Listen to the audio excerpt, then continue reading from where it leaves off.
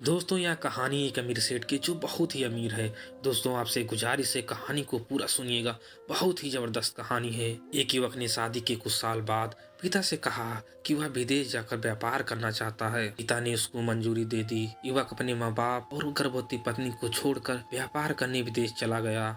उसने विदेश में कड़ी मेहनत की और धन कमाया और वह बहुत अमीर सेठ बन गया। लगभग 15 वर्ष धन कमाने में बीत गए तो उसे वापस घर लौटने की इच्छा हुई। पत्नी को पत्र लिखकर उसने आने की सूचना दे दी और जहाज में बैठ गया। वह सेठ कुछ दिनों बाद अपने नगर पहुंचा।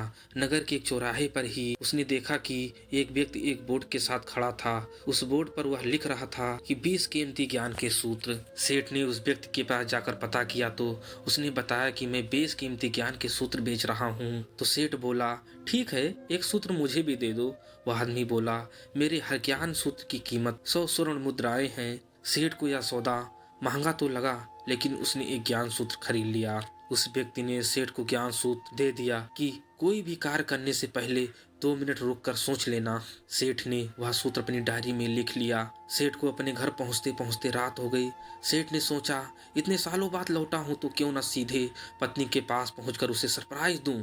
घर के चौकीदारों को इशारों से अंदर कुछ भी कहने से मना कर दिया और सीधे पत्नी के कमरे में गया। वहां का नजारा देखकर वह चौंक गया। उसने देखा कि उसकी पत्नी के साथ एक युवक सोया हुआ था।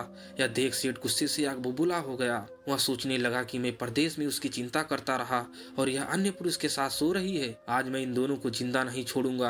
वह गुस्से से अपनी तलवार निकालकर दोनों पर वार करने ही जा रहा था। इतने में उसे 100 स्वर्ण मुद्राएं के बदले जो ज्ञान का सूत्र खरीदा था उसकी याद आ गई कि कुछ भी कार्य करने से पहले 2 मिनट सोच ले। वह 2 मिनट सोचने के लिए रुका। उसने तलवार वापस पीछे हटाई, लेकिन वह किसी बर्तन से टकरा गई।